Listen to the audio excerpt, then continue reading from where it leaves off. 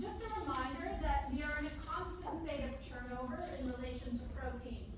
So muscle protein synthesis versus muscle protein breakdown, we have fluctuations on a daily basis, okay? And so when we eat a meal, we see an increase in muscle protein synthesis because we're providing amino acids to the system.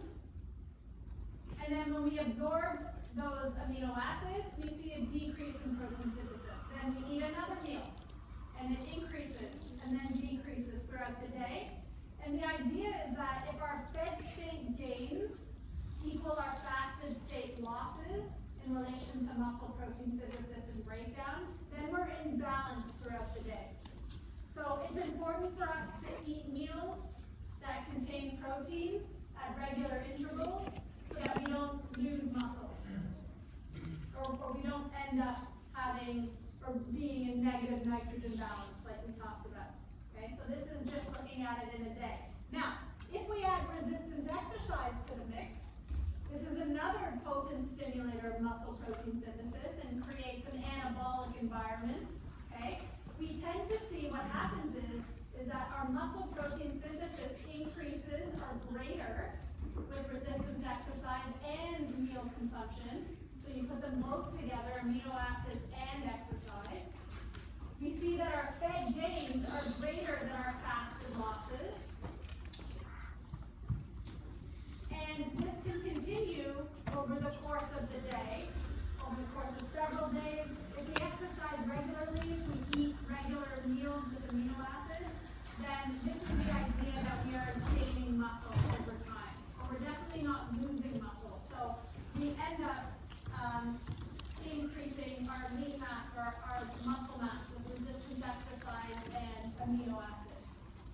Okay, so this is just what can happen and how we can manipulate exercise and meal consumption to build muscle. This is the basis for what we're going to talk about today in terms of different strategies to allow us to do.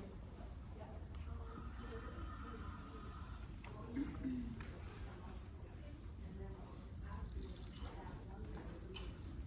Good question. What if we eat one meal with a lot of protein and then after that don't eat any throughout the day? I'm going to show you research today that shows how that may not be as beneficial to our muscle building.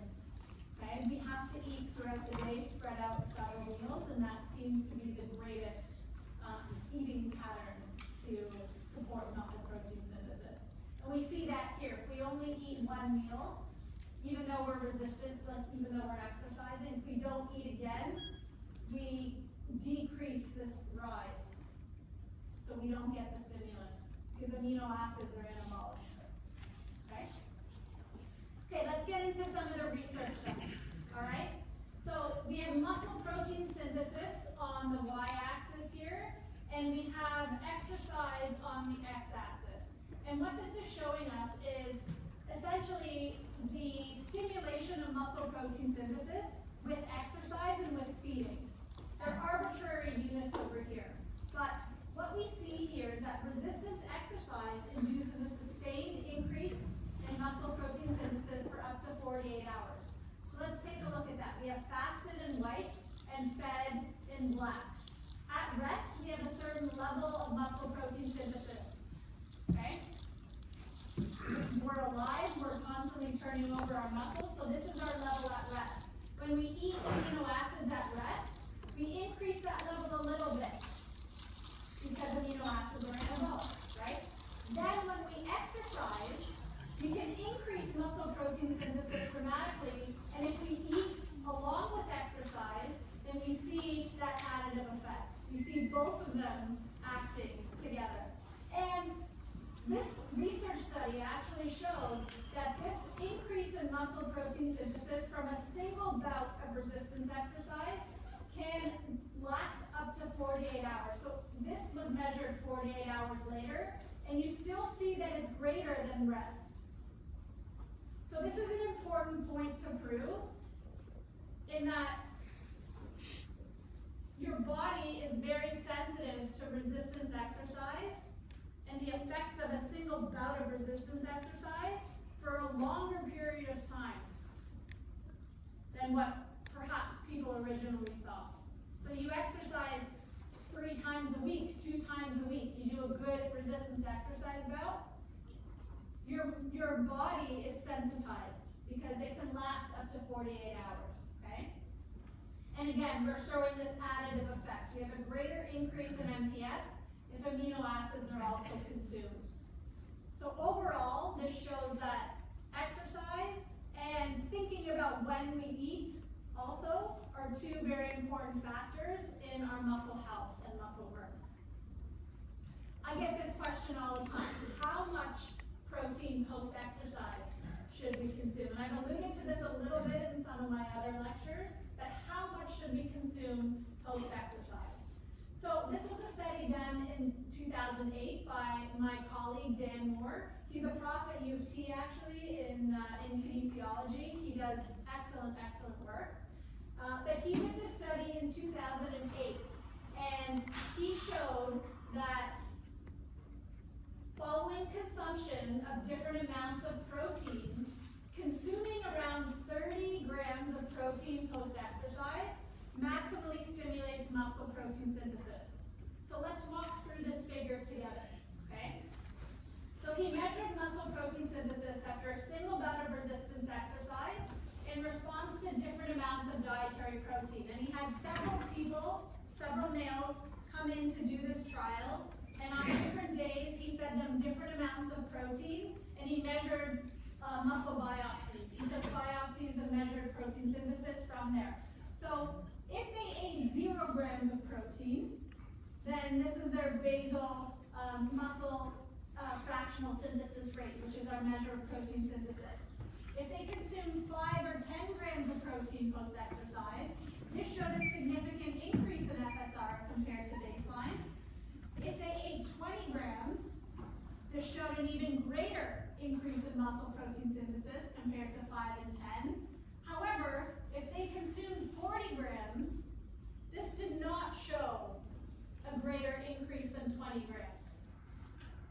So there's some leveling off that's happening between 20 and 40.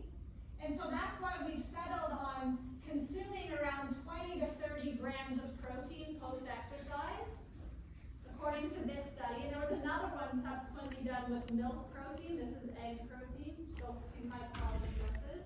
They found that around 20 to 30 grams of protein post-exercise can maximally stimulate protein synthesis, and consuming more does little. Okay? Looking at the superscript letters, those that are the same are not significantly different from each other. Okay, so this is where we get that 20 to 30 grams of protein post-exercise should be consumed. And we also look at it relative to body weight, because obviously 20 grams of protein for a much larger male will have a different effect than 20 grams of protein for a small female or a small male. Okay, so you have to look at it at a relative amount.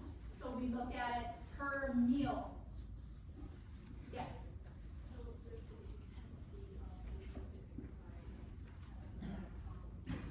Is the intensity of resistance exercise. All of these studies I'm showing you are high intensity resistance exercise.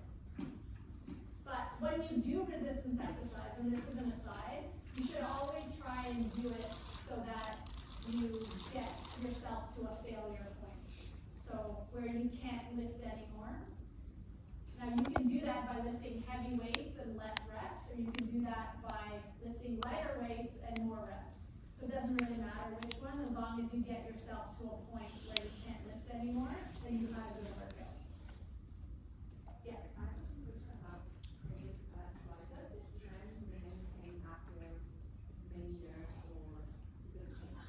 Good question, yeah. So does the trend of, stimulating muscle protein synthesis up to 48 hours remain the same over the long period of time? They've shown some studies, and I don't have time to go through this today, but they've shown studies where older adults are less responsive. So it does diminish over time. Yeah.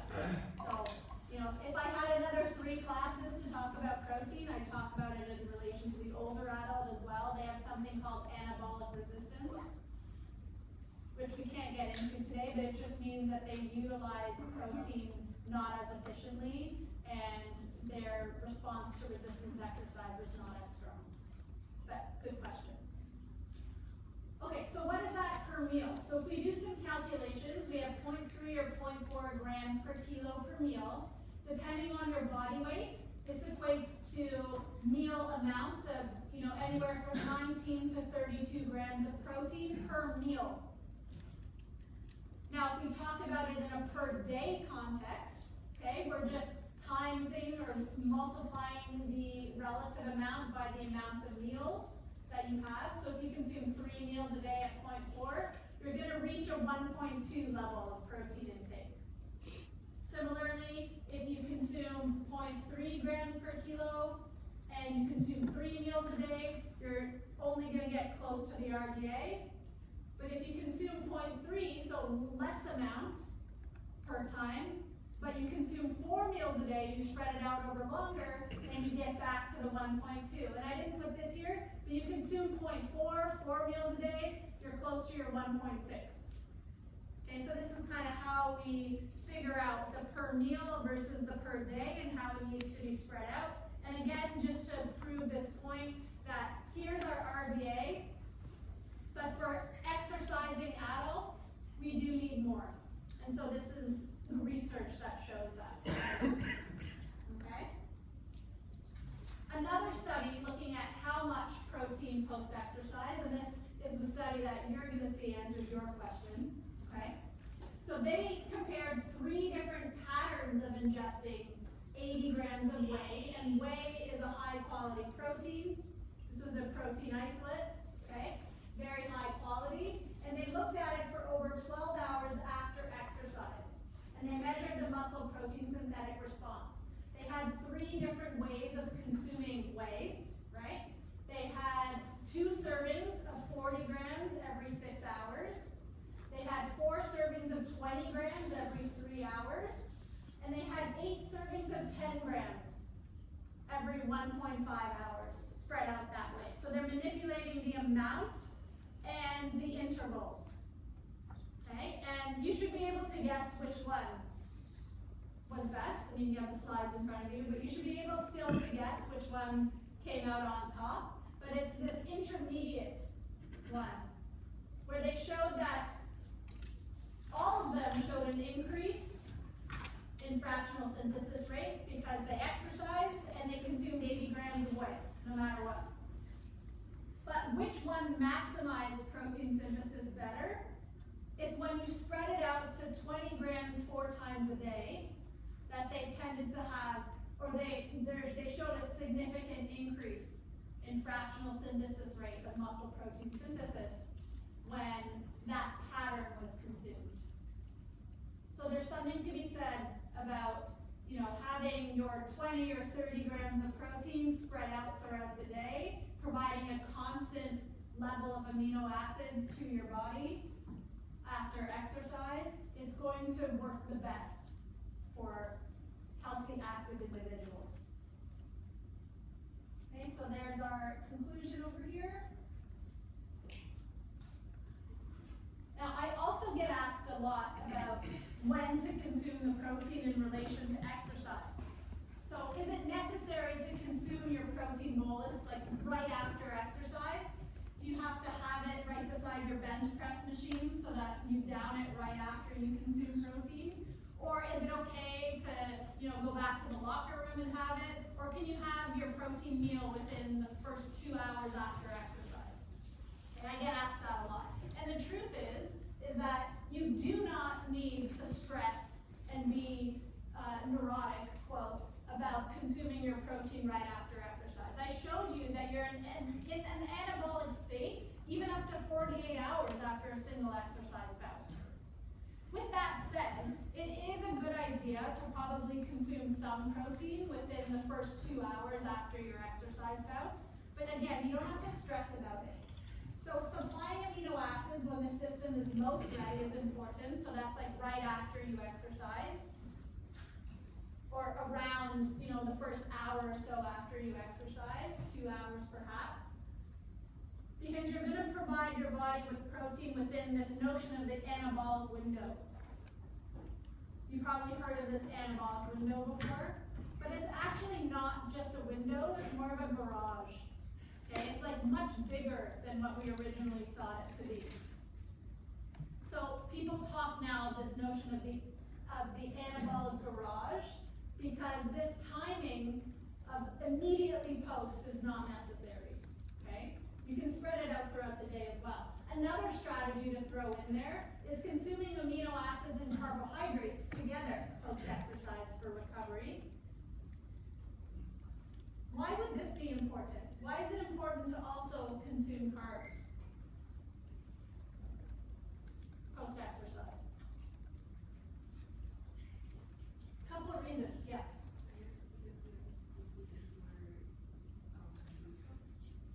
Yeah, so remember, we don't exist in a vacuum. Muscle protein synthesis is important, and of course I'm talking about muscle a lot, and I'm talking about protein because I'm teaching you the protein section of this course. But remember, our bodies, when we exercise, we replenish lots of different, or we need to replenish lots of different fuels, right?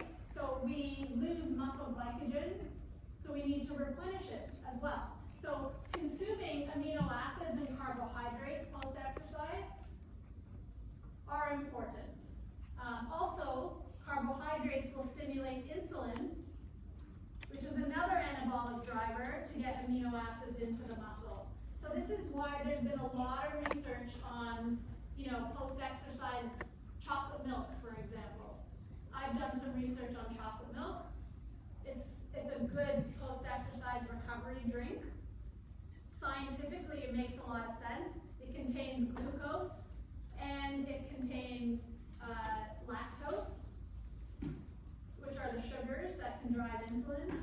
It contains amino acids and a high proportion of whey and casein, and it contains a lot of other micronutrients that are beneficial. So just some food for thought there. Yeah. Sorry, few questions. Stimulating insulin by carbohydrates will also stimulate adipose tissue. Am I right? Yes, but remember the metabolic context that your body is in post-exercise. You're not in a storing of fuel metabolic context post-exercise. So yes, insulin will stimulate storage of fat too. But when your body is fueled post-exercise, like when your metabolism is high and you're in a situation where you're trying to replenish fuel sources, you're not going to store fuel. So you got to think about what metabolic state your body is in at the time. If you're just at rest and you have a high insulin response, then probably you will store that adipose tissue. But post-exercise, no. Yeah. So then, for example, when your body, if you were doing intermittent fasting, it wouldn't be good to then work out because then the amino acids would be very low. Sorry, say that again. If you're intermittent fasting, if you're fasting and then you work out and then you get to this window, it would be good then to eat right after, or would it be good to eat before? Like, is it okay to work out while you're in that period of fasting because your glycogen is low, because everything is kind of too low? Depends on how you feel. Like that's a situation. So is it okay to work out when you're fasted, kind of thing? It depends. Some people only work out when they're fasted, and then they eat right afterwards. Some people need to eat beforehand, and some people need to eat during, depending on the nature of the exercise. But after you exercise, your body is in a state where it wants to replenish what it lost, and its metabolism is really high. It's unlikely to store a lot of what you eat post-exercise, unless you eat extremely excessive amounts of food, and then we're always going to be in a situation where we'll store whatever we don't lose. I don't know if that answered your question, but it really depends on how you feel in terms. Like I like to exercise fasted. So, for example, if you're dealing with like a client, let's say they're doing resistance training, and they say, okay, I wake up at 5 in the morning to work out. Mm-hmm. Would it be okay to, if they were working out fasted, and then within this period explain to them like, oh,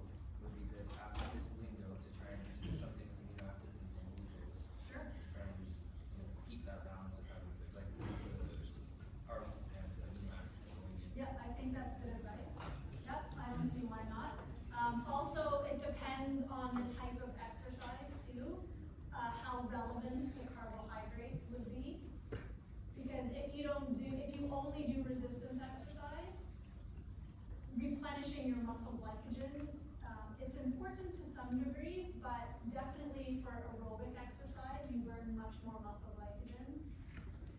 And so perhaps consuming carbohydrates may not be as important in that instance. So it's also very context specific. So you gotta look at your client and figure out what type of exercise they're doing and when they eat and how they feel when they exercise. Yeah. We gotta move on, but yeah.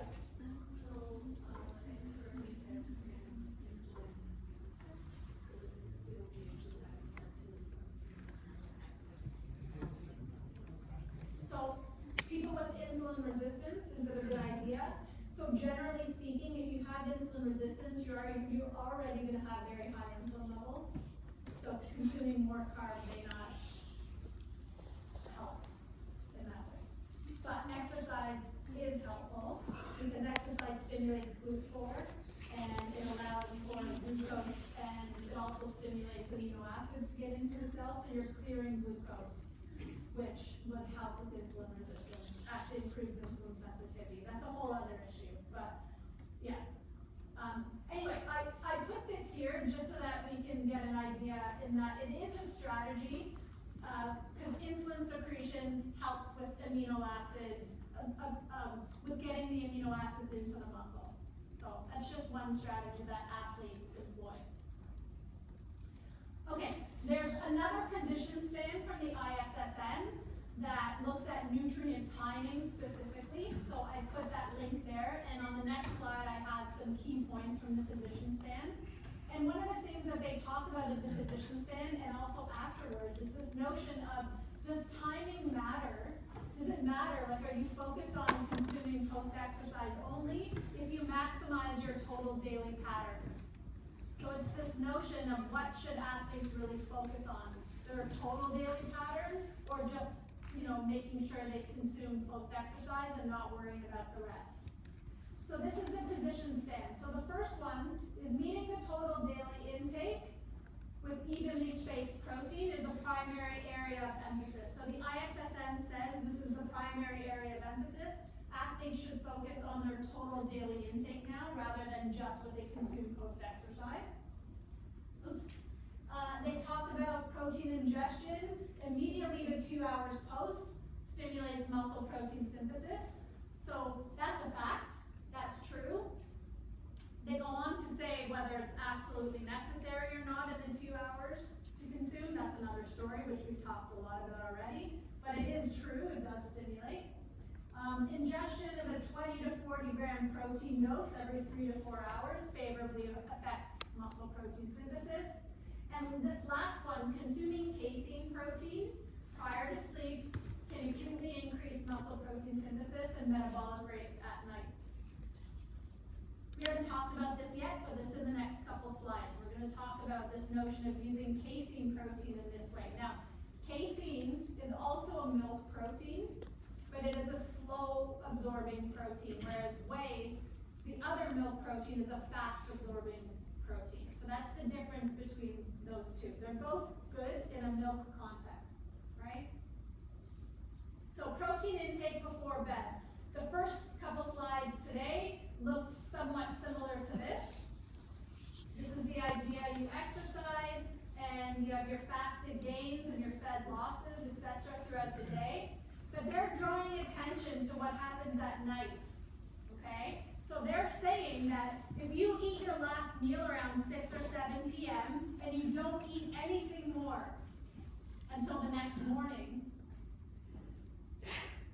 they're saying that you're missing this protein feeding opportunity to help with your muscle balance, okay? And this is, again, this is most important to, I guess, an athlete situation, may not be as relevant to mere mortals like me, let's say, but for athletes, this is something that they're really concerned about, or they should be thinking about. So this study proposed that if you consume protein, a pre-sleep protein bolus at around 11 o'clock at night, then you go to bed, you're releasing those proteins throughout the night, which puts you in a positive protein balance overnight. Instead of using those, 8 hours of sleep or 7 hours of sleep being in a post-absorption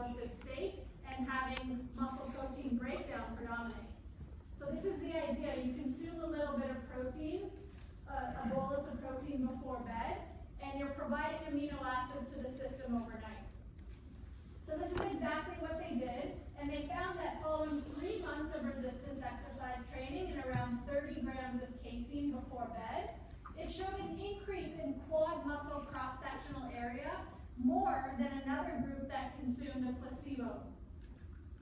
So consuming casein protein before bed, like yogurt, for example. Yogurt is a dairy product high in casein.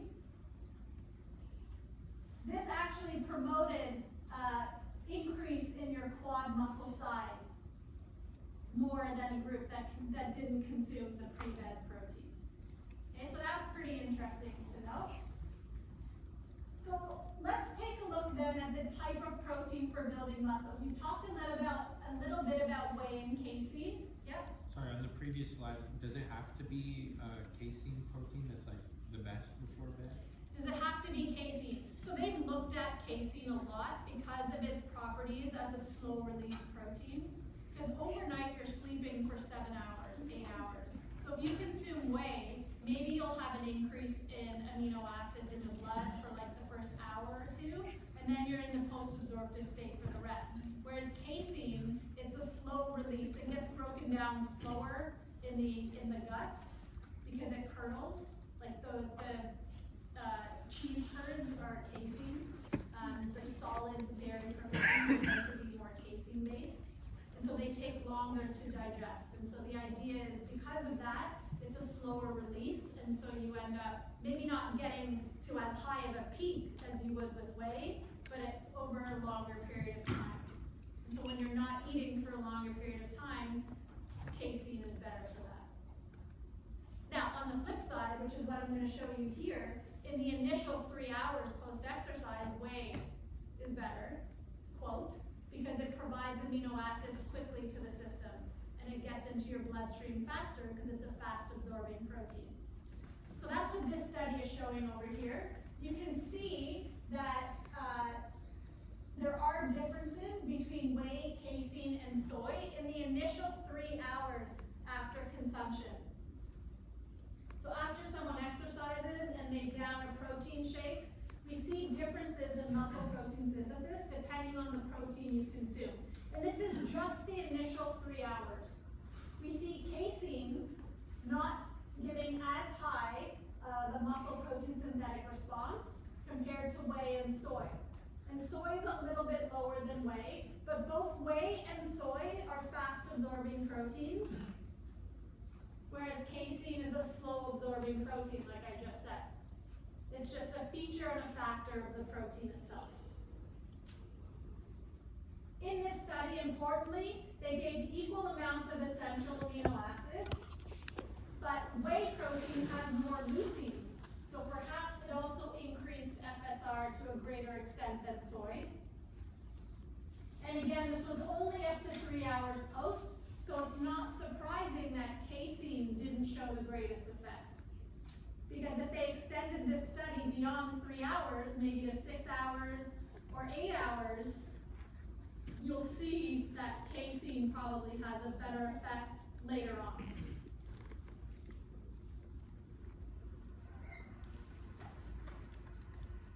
So when you look at the total amino acid content, or excuse me, total essential amino acid content of the different proteins, certainly whey comes out on top. It has the highest proportion of essentials, highest quality, it stimulates protein synthesis quickly. Casein is second, and then soy is third, which goes with what we know in relation to plant protein sources and animal protein sources. Okay? If we look at the individual branch chains over here, we see that whey, then casein, then soy are the different levels of these three: leucine, isoleucine, and valine. And leucine is a critically important amino acid that we focus on in relation to muscle protein synthesis, because it has been shown to preferentially turn on the synthetic machinery within the muscle. So leucine is the one that we're most focused on in relation to muscle building. But of course, all the essentials are important to get, like I said all along, all right? What about whole food sources? And sorry, I just want to mention quickly that if you guys want more information about sport nutrition, I would follow my colleague Asker Ukendrop. He he runs this My Sport Science, which is, they put out blogs very, very often. It's a good person to follow regarding sport nutrition. I quite like his stuff. In fact, Mike Riddell just wrote a blog not too long ago on the use of CGN. And it was published in Astor's blogs. So, good stuff if you want more info. So let's look at whole foods, because so far I've been talking about isolated protein sources, but what happens when these are a part of whole foods, okay? So there's two studies that I've been a part of that look specifically at dairy.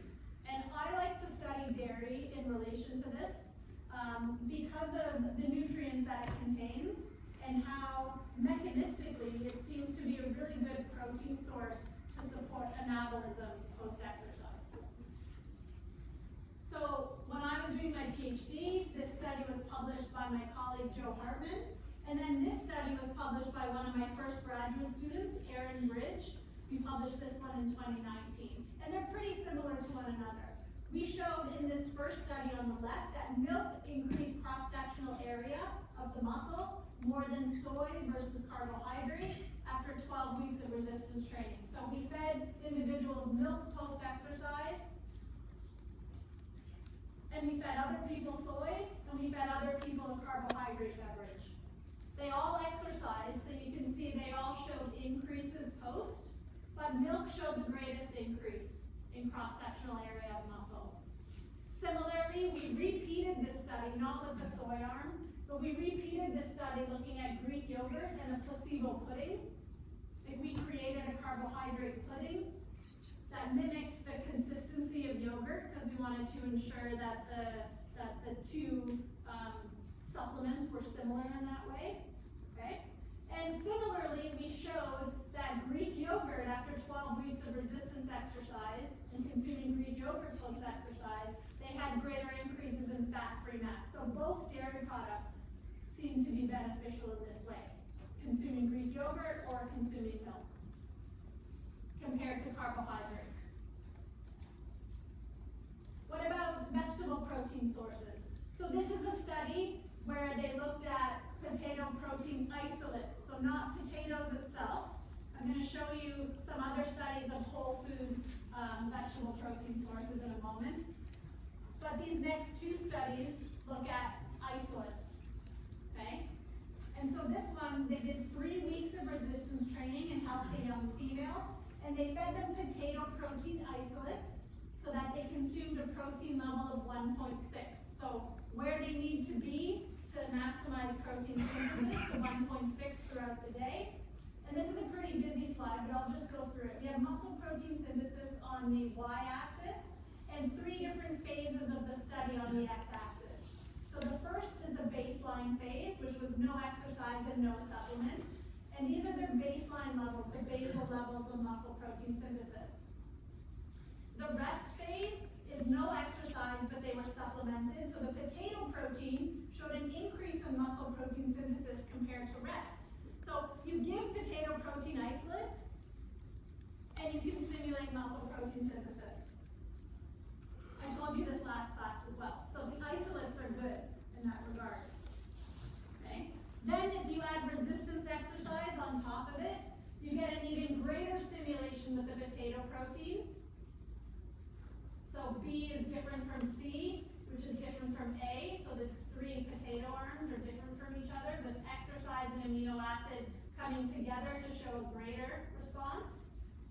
And in the control, exercise showed an increase compared to no exercise. But this is just showing that, you know, if you're a vegan athlete, using protein isolates from vegetable sources can give you a robust increase in muscle protein synthesis. Just to juxtapose to whole foods, 25 grams of potato protein is a kilo of russet potatoes. So you're not going to eat a kilo of russet potatoes after you work out. That's why vegetable proteins, it may be a good idea to get them from isolate sources. Similarly, now we're comparing some head to head, okay? Here we have whey versus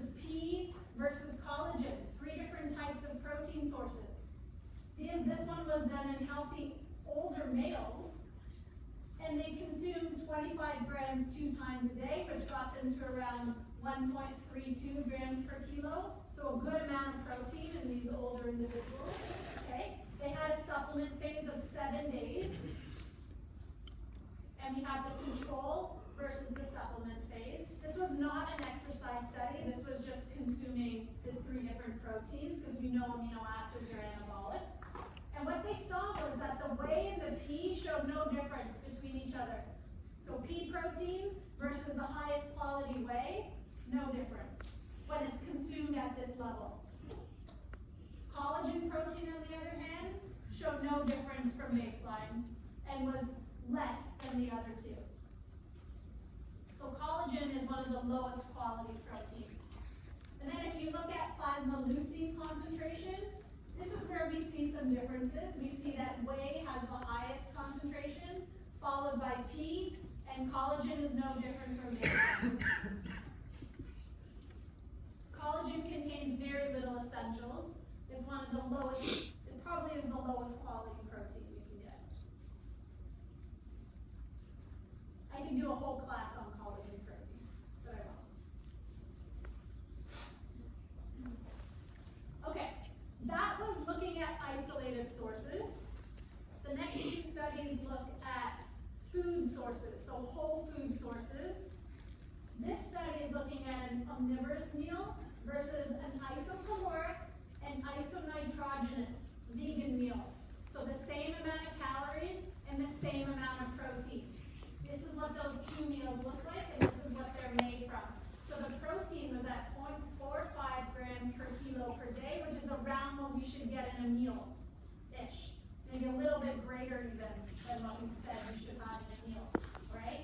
The plant-based meal is quinoa, chickpeas, soybeans, broad beans, and the meat was 100 grams of lean ground beef.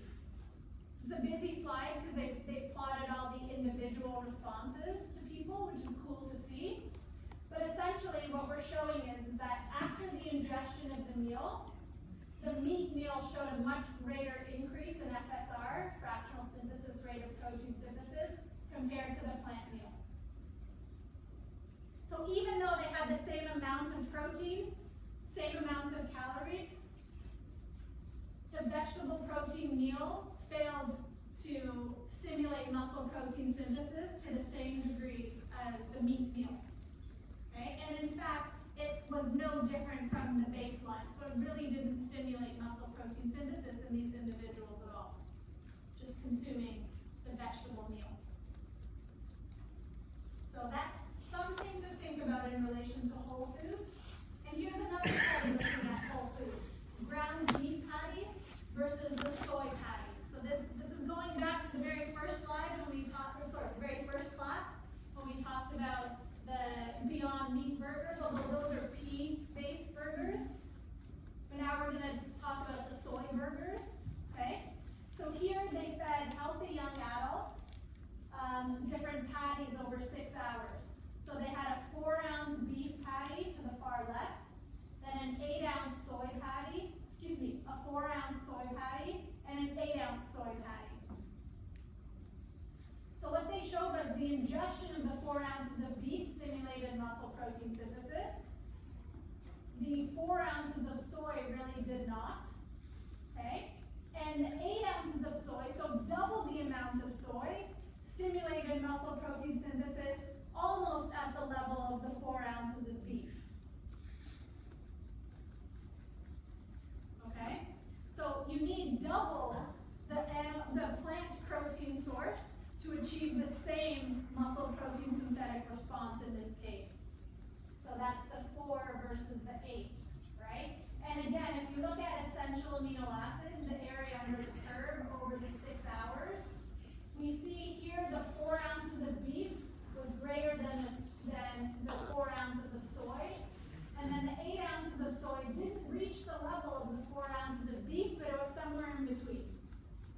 Because we know that soy, while we consider it potentially a complete protein, it still has less essentials, and there's an impact from a whole food context of the other nutrients in the whole food on on the absorption of amino acids. So things to think about there. Differences between the isolates versus the whole foods when we look at the data. So this is an alternate way of thinking of the conclusion. So the soy-based meat alternative can stimulate muscle protein synthesis when enough is consumed. So you gotta consume double. But then you gotta think about the calories also associated with that. And if you're concerned about the caloric intake, then you have to consume double, having to consume double the plant source may not be the ideal strategy. Now, for someone like Michael Phelps, like, you know, the swimmer who won a bazillion medals in the US, he eats like 10,000 calories a day. Maybe that's no issue in that case. But we're concerned about caloric intake. Athletes are too. So it's something to consider here. All right, when we talk about protein sources for building muscle, this is really part of the crux of it all. This notion of essential amino acid content, but leucine content is important. All the essentials are necessary to build muscle, but leucine, as I said before, is a key trigger of this process. And so here's a table that I put together. You don't have to memorize these numbers, but it's a good idea to look at the ratio, like the main differences between the sources. The point is that whey is the greatest source of leucine, as a percentage of leucine of the protein, and collagen is the worst. It has way less leucine than whey, which kind of makes sense based on the results I've shown you today. Okay? Some of these other sources are intermediate, and on this far right column over here, the amount needed for 3 grams of leucine, so the amount of the protein you would need to consume to get those 3 grams of leucine. Oh, before I move on to there, has anyone seen Game Changers? So it was a documentary that was pretty popular a couple of years ago. It's a documentary about vegan athletes in particular, and what their daily life is like, how they plan their meals, how they exercise, how they build muscle really, really well. And no difference between a vegan athlete versus an omnivorous athlete. It's a cool documentary to take a look at. There's perhaps a little bit of bias in the documentary, but I'll leave that up to you to you know, pick that up on yourself. They may be slightly overzealous in some respects, but nonetheless, I think the overall concept of it is an interesting one to take a look at. Okay? I'm by no means a proponent of this documentary, but I do think that it's cool. Like it's an interesting one to take a look at. I also have a dietitian friend who specializes in vegan athletes, and this is an example of a meal plan of a vegan athlete. Now, you don't need to memorize this. I just put this in here for you to take a quick look so that you can appreciate the planning and the notion that these athletes are eating all day long. Okay? And that's okay. This is what they want to do, and that's fine. But it takes a lot of intricate planning in and around their exercise bouts. So here they have 2 exercise bouts a day.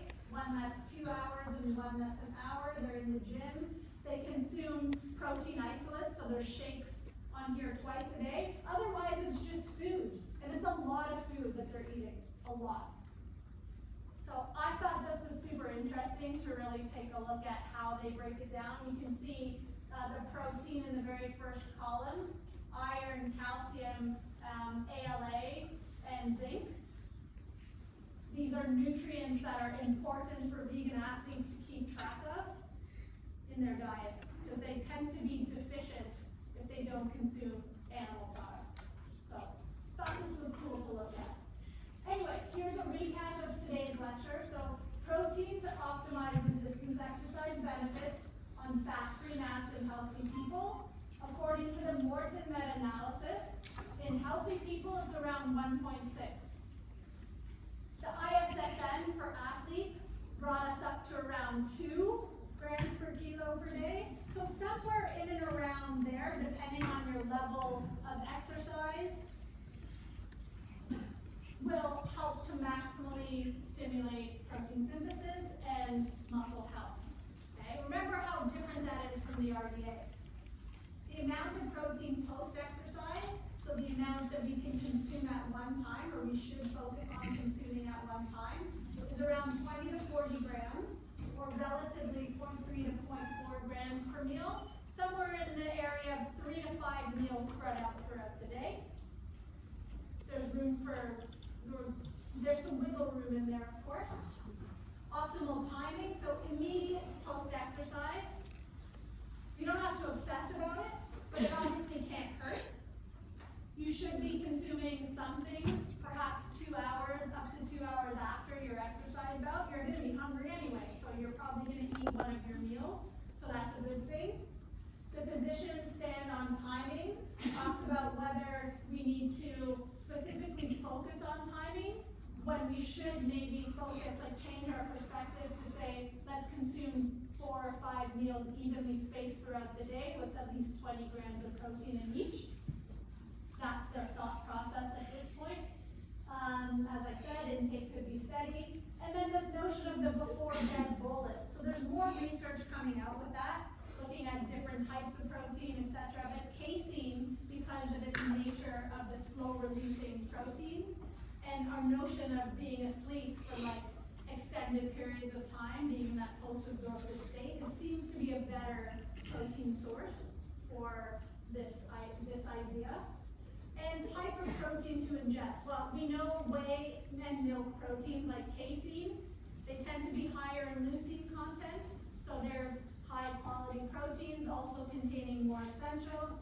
And when we think about the type of protein to ingest, we need to consider this relationship between whole food sources versus protein isolates. Because we know whole food vegetable protein sources don't stimulate protein synthesis the same way as animal sources do, but their isolated sources can. But I hope that, maybe there's room for both in our diets and how we could utilize both to gain all the nutrients that we need. Last